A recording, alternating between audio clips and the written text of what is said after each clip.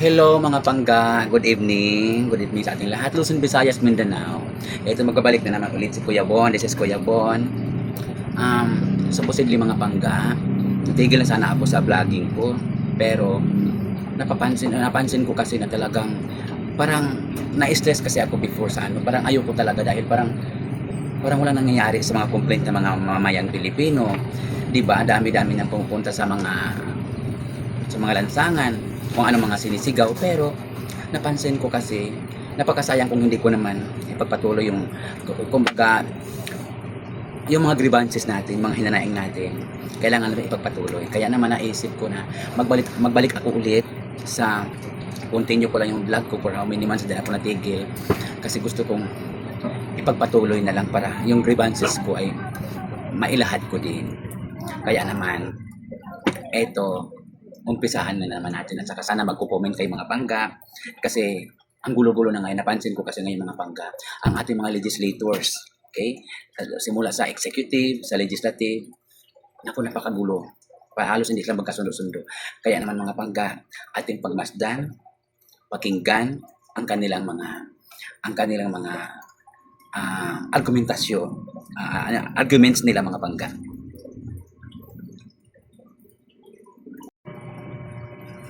Ito na mga pangga, ating pagmasdan ng ating mga dalawang kahanga-hangang mga legislators. Una si Senator Marcolita, yung kahanga-hanga nating legislator, at saka si dating secretary natin si Crispin Remulla. They are both the legislators, they are both lawyers mga pangga. Talagang kahanga-hanga yung mga ano nila, yung mga kumbaga they are highly intelligent mga pangga. Ngunit pagdating talaga sa mga point of views when it comes to political, when it comes to rule of law, talagang magkaiba yung standpoints. Kaya pakinggan natin mga pangga. Mr. Secretary, a couple of days ago, in the last hearing when you were here, we somehow settled the issue that restitution is not a requisite for an applicant to the WPP. Is that correct? It's not in the law.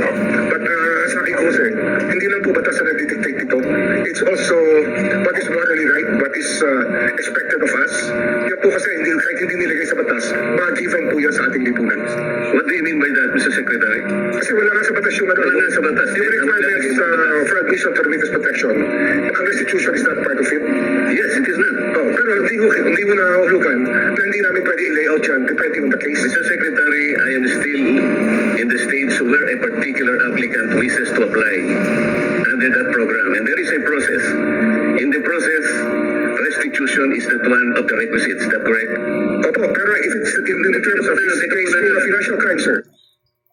Ayan ang mga pangga.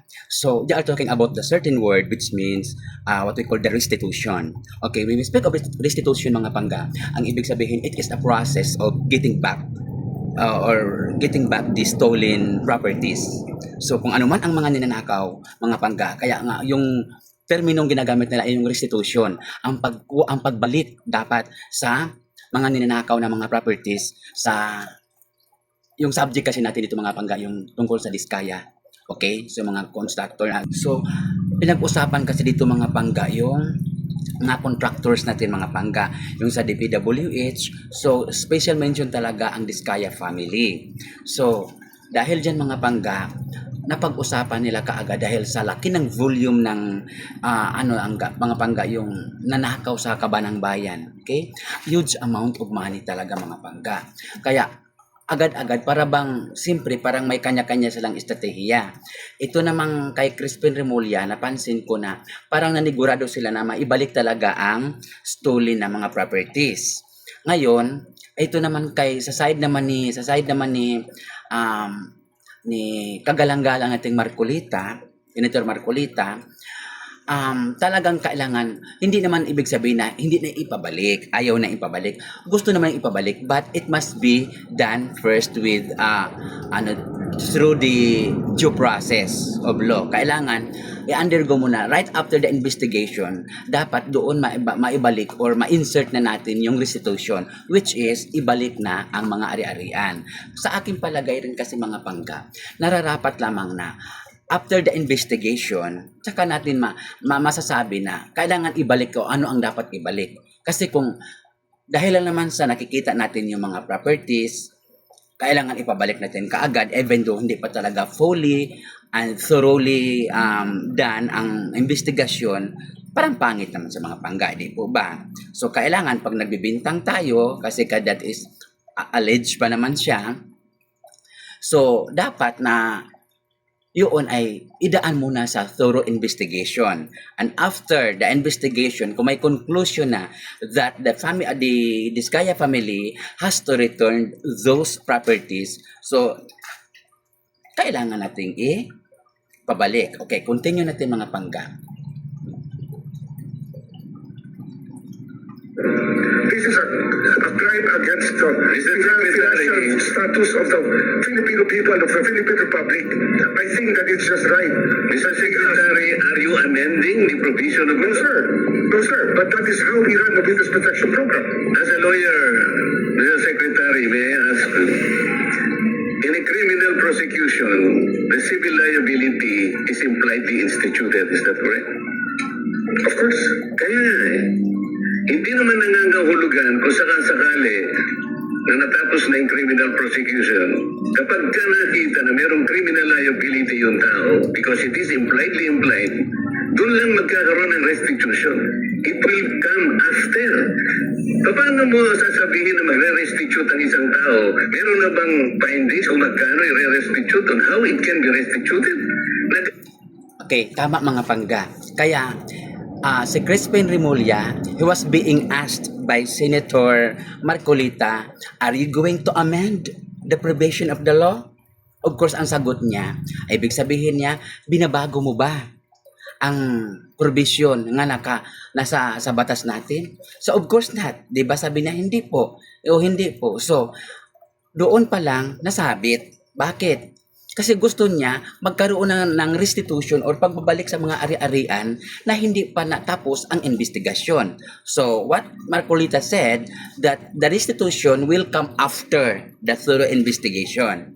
O, yun ang pagkakaunawa natin mga pangga. Kasi, pag ipagpatuloy nila yun na ang pagkuha or ang pagbawi sa mga ari-arian na hindi pa tapos ang investigasyon dahil nanigurado lang kayo dahil lang sa large volume of, properties na dapat maibalik sa kabanang bayan, kung gano'n naman lang ang ano natin, so, hindi sa dumadaan sa due process. Wala siyang due process. So, doon tayo magkamali-mali kung hindi dadaan sa due process. Kaya marami ng kaso ngayon mga pangga na talaga namang nangyayari na hindi talaga na dumaan sa due process of law. Okay. So, mamaya mga pangga, i-continue lang natin mga pangga. Na-apply pa lang eh. Huwag po ninyong babaguhin ang requisite ng batas, Mr. Secretary. I thought nung dumating ka dito, Precise. nagkaintindihan na tayo eh. Kaya nabablar ang proceedings natin eh.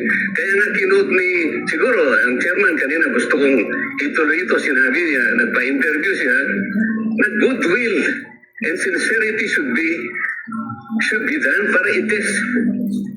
Pwede ba yung ganito? I respect your opinion, sir. But It is not my opinion, it is in the law, Mr. Secretary. Yes, sir. Yes, sir. But I am At the arbiter Sir, is can I the speak, law. sir? Can I speak, sir? Yes, you I'm are operating from the vantage point of the reason behind the law, sir. What is the reason behind the law? So that they can get justice, and justice can only be attained if there is restitution. So that's the principle behind all of these things that we are talking about now. Mr. Secretary, restitution will come after. It cannot be. Sir, it can come before or after, sir. It can come before. You said the law that it come before. Wala nga po sa batas eh. Huwag po ninyo babaguhin ang batas, Mr. We are Secretary. operating on a unique set of facts, and we are all of these matters are being evaluated because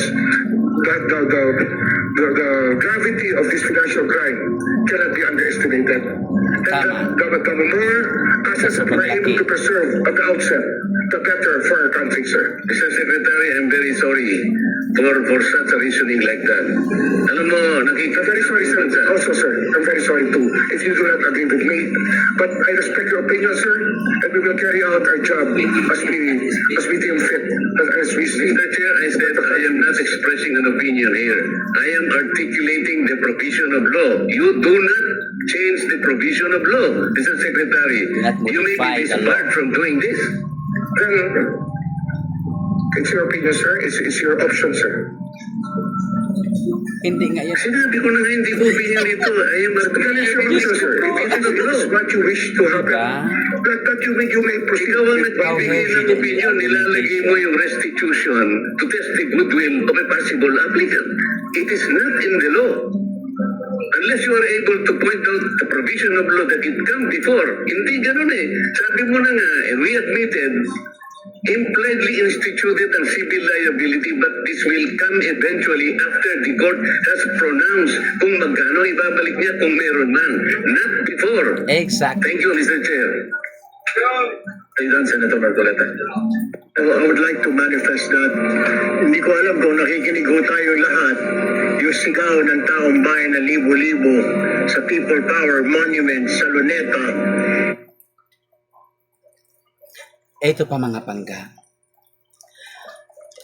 Parang, di ba, talagang nahihirapan sila even though they are people of intellect, pero magkaroon pa rin talaga ng problema dahil sa point of views nila na talagang nahihirapan silang, di ba, may kanya-kanyang stance sila mga pangga.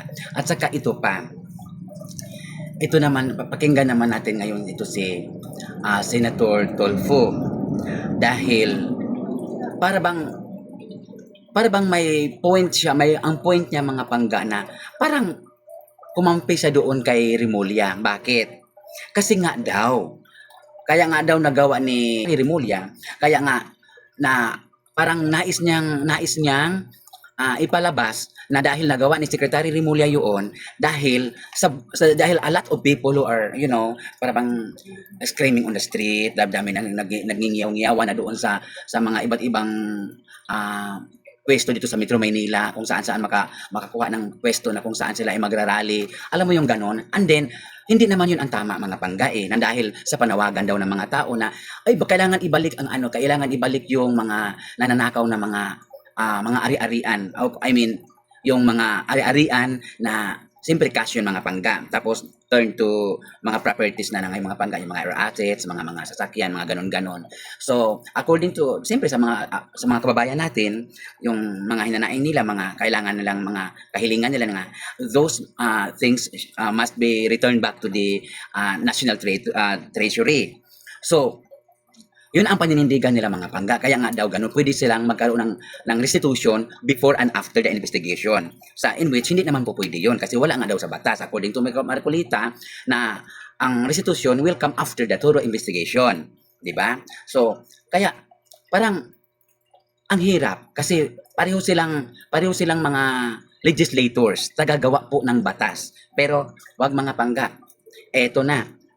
Pakinggan natin dahil legislator sila, but they had mentioned na they could bend the law just to please the people daw according to them. Okay? Ang hirap naman sa ganyan mga pangga. Okay? So before that mga pangga, on that point, pakinggan natin mga pangga. Hindi lang po magnanakaw, they were also shouting, ibalik yung pera nila. And I believe the Secretary of Justice heard that. And I believe Malacanang heard that. Kaya nga po, dito po sa mga kontraktor, mga opisyal, isole ninyo ang pera ng taong bayan. Hindi po batas ang pinag-uusapan. Wala ho tayong pakialam sa batas niya. Sometimes, you have to bend the law to be able to please the people. Mas mataas po ang taong bayan sa batas. Am I right, Secretary Remulla? Yes, sir. Mr. Chairman. Thank you, Mr. Chair. Okay, mga pangga, narinig natin, di ba? Ang tanong pa niya, mas mataas daw ang tao kaysa batas.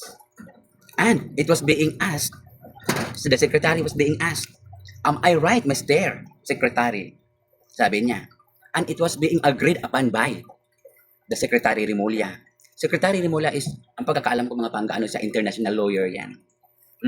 So, definitely, talagang, pagdating dito talaga meron, pero napansin ko mga pangga, parang may simplang Alam mo yon?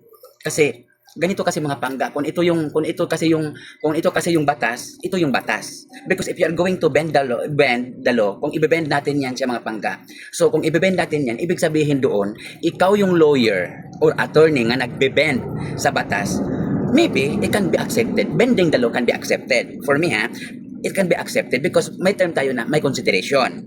Pero bending the law, hindi yan you are not, because yeah, they are also right, but they are not breaking the law. Pero when you are bending the law, yung integrity mo naman mga pangga bilang lawyer, yung integridad mo naman, yung reputation mo naman, makikita talaga doon na bias talaga mga pangga. You are unfair. You are unfair when it comes to judging. So pagdating sa ganung mga pangga, maybe makalusot ka pagdating sa bending the law. Kasi nga, yung integridad mo lang naman masira doon bilang isa kang abogado eh. Kung magaling ka ba, okay ka bang mag-judge? Hindi ka ba fair ka ba? Neutral ka ba? So doon makikita yung biases ng tao, yung maging unfair ka. So doon pala mga pangga kasi ganito mga pangga, if you are just bending the law, pwede ka makalusot parang. But if you are ganun na siya mga pangga, you are breaking the law. Ang kaparusahan kasi doon mga pangga is they have their own sanction. They have to be sanctioned kung if you are breaking the law. Okay? Kung kagaya natin mga ordinaryo, maaari kang makulong. But most probably, if you are a lawyer, I think you will be disbarred. Matanggalan ka ng lisensya bilang abogado. But for me, if you are breaking the law, but they are not actually breaking the law. They are just bending the law. But to hear that or to listen that you are allowed to bend the law, parang katakot-takot na po. Dahil pwede mo palang ilihis. Meaning, if you are bending the law, meaning ilihis mo. Ilihis mo. Kahit may katotohanan na, there is a brilliant shine of reality about the case. Pero kailangan mo pa rin hanapan ng paraan na malihis because you are also allowed to bend the law. So on that point, mga pangga, talaga namang hindi ka nais-nais. Okay? That is our own perception because the ordinary people are also watching them. No? Hindi naman lahat-lahat na i-ignore na lang yung anong pinagsasabi nila. We have also our own capability of understanding regarding the matter that they are talking about. Diba? Especially if they are talking about politics. Kasi i-involve ka, may politics, may society. Tayo yun. Nandoon tayo. So, doon sa point na yan mga pangga, talagang I would disagree talaga na a certain individual is allowed to bend the law. Okay, let us expound for a little while mga pangga. Because the Philippines is led by the government. And the government also are following the Constitution. And the Constitution we have 18 articles of the Constitution. Now, number 1 is the national territory. Number 2 is Declaration of Principles and State Policies. Sa Article 3, we have the Bill of Rights. And the Bill of Rights and Section 3, in the Article 3, Section 1, nakasaad doon mga pangga. No one is above the law. Walang ni sino man ang mas tataas o hihigit pa sa batas. Yun ang kasabihan doon sa Article 3, Bill of Rights, Section 1. Okay? And then, nakasaad pa doon, no one shall be deprived of life, liberty, and property without due process of law. Okay? Nakasaad yan doon mga pangga. So, nasaan na ngayon ang kasabihan na no one is above the law? For may mga pangga, ang kasabihan na ganyan mga pangga, para bang may panatag ka ba? Because what is being written on the Constitution, it must be followed. No matter what, kung sino ka, presidente ka man, vice president ka man, ikaw man yung Senate President, or Speaker of the House ka man, or legislators ka man, abogado or general ka man, you need to bow. You need to vow the law. You need to follow the law. You have to act according to the law, rule of law. You have to move accordingly, move according to the power, the mandates that is being assigned to you, the power and the obligations that is being vested by the people. Because during election, halos nagmamakaawa diba? Para iboto. Halos nagmamakaawa para iboto lang. And then when you are chosen by the people, so you are now occupy the seat, okay? The throne of being like for example, you're a president. Kahit presidente ka pa, you need to follow, you need to act, you need to follow the rule of law. That meron kang sariling obligasyon sa buhay. na parang ang sabi nga Independence Day, kaya sabi nga nila, di ba? Ang sabi, independent body daw. Okay? The executive, which is office of the president and the vice president. Okay? Ang executive hindi pwedeng tumawid ng power niya doon sa legislative, sa Congress, hindi siya pwedeng tumawid doon. Which is, hindi siya pwedeng mag-demand porque presidente, hindi ka pwedeng mag-demand doon sa legislative, which is the chamber of the senators and the chamber of the lower house or the house of the representatives, 'di ba? Hindi siya pwedeng mag-ano, pero sa napansin ko, parang hawak lahat. Nagko-connive. So ang ano na lang natin ngayon, pag-asa, yung judiciary, yung Supreme Court. Yun na lang mga pangga. Kaya napakahirap na tayo mga ordinaryong mga mamamayan, parang tayo na ang nag-consummation ngayon. Parang tayo nag-consummation sa mga ginagawa ng mga higher officials. To be honest lang, kasi kahit alam na nila na this is, parang alam nila ng tama at mali, ginagawa pa rin yung, alam mo yun, as long as masaya sila or for their own benefits, talagang ginagawa nila. Kaya, ano ba pag-asa natin mga mahihirap? 'Di ba? Kaya nga mga pangga ayoko na sana sa mga ganitong ano ba yung to impart something about the grievance ng mamamayan.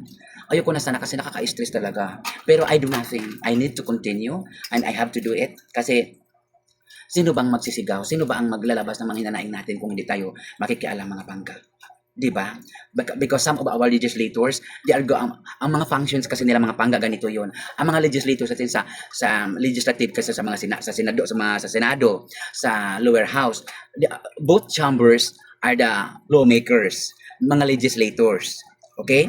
Kung mayroon silang nagawang batas, dapat ang executive, okay, dapat ang executive ang mag-enforce the law. Siya ang magpapatupad sa batas. Ganon po yung mga pangka. From the national to the local government. Ganon po kasi yung mga pangka, ang functions nila. Pero ano ang nangyayari? Di ba? Parang hawak lahat ng executive ang legislative department. Di ba? Pag-asa na lang natin yung sa judiciary. Kaya meron pa tayo doong mga chief justice at saka mga associate justices. Okay, di ba mga pangka? So, sana hindi lahat ng mga higher officials natin ay alam mo yung terminong bribe. Okay. Sana walang mga bribery magaganap, mga ganun. Para kasi kawawa na yung kabanang bayan natin mga pangka. Alam niyo po the previous, mga years, narinig ko lang millions of money pa lang yun. Panahon ni Noynoy Aquino, Gloria, mga millions of money lang yung narinig ko. Ngayon narinig ko na talaga may billions na pala talaga. And then, dumating naman tayo sa trillions. Diyos ko, mga pangga. Di ba? So, i-continue natin mga pangga. Pakinggan natin mga pangga. Again, Senator Pangilinan, just to lower the decibels and the stress that comes with high emotions. Okay, dito lang muna tayo magtapos ay mga pangga kasi sa susunod naman, sana abang-abangan yung mga pangga kasi pag-usapan natin mga pangga yung mga bagay-bagay kasi para bang ang sarap magsi-share ng mga bagay-bagay na naalalaman natin mga pangga. Kahit sa mga maiksing palitan ng kuro-kuro sa pamagitan ng, alam mo yan, ng comment section natin mga pangga. At saka, sana mga pangga, subscribe nyo rin mga pangga para kahit paano, di ba? See you next time mga pangga.